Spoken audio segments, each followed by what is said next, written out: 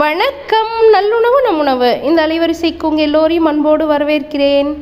மண்ணாலான புகையில்லா விறகடுப்பு இதில் தான் நான் கொஞ்ச நாளாக சமைச்சிட்ருக்கேன் அப்படின்னு சொல்லி பதிவுகள்லாம் போட்டிருந்தேன்.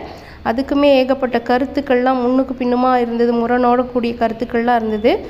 இந்த அடுப்பு நான் ரொம்ப நாளாக சீர் பண்ணி இப்போ இந்த வடிவத்துக்கு நான் கொண்டு வந்து நல்லா எரியுதுன்னு உங்களுக்கு சொல்லியிருந்தேன். இப்போ இந்த அடுப்பில் ஒரு சின்ன பிரச்சனை, அதனால் 4 நாளாக வீட்டுக்குள்ளார எரிவாயு வச்சு தான் சமைச்சிட்ருக்கேன். என்ன பிரச்சனை அப்படிங்கிறத இப்போ பார்க்கலாம் பாருங்கள். பொதுவாக இந்த புகையில்லா விறகடுப்புலேருந்து புகைப்போக்கி நேராக அப்படியே மேலே வான் நோக்கி கொண்டு போகணும்.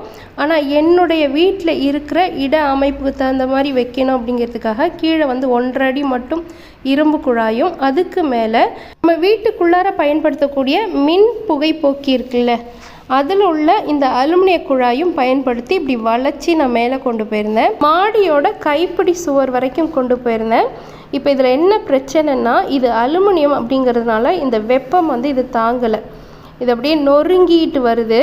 இந்த மாதிரி நெருக்கமாக இருக்கிற பகுதி பரவாயில்ல, கொஞ்சம் இழுத்து விட்ட பகுதியெலாம் ரொம்ப என்னாச்சுனாக்கா இது போல் சின்ன துளைகளாக ஆகி அப்படியே பொலன்னு கொட்ட தொடங்கிருச்சு. இந்த பாருங்கள், தொட்டதும் அப்படியே வருது.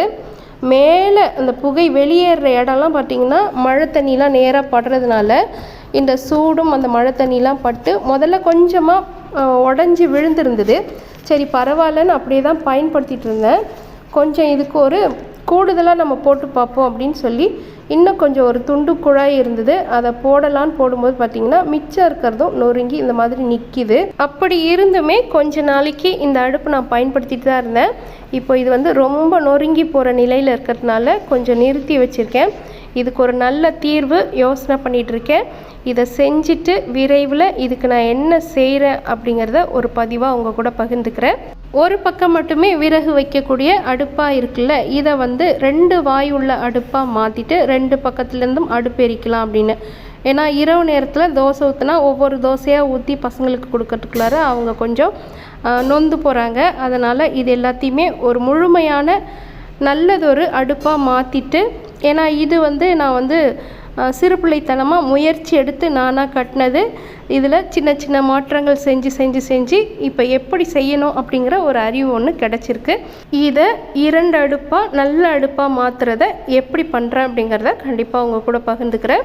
விரைவில் இந்த பதிவு வரும். நன்றி.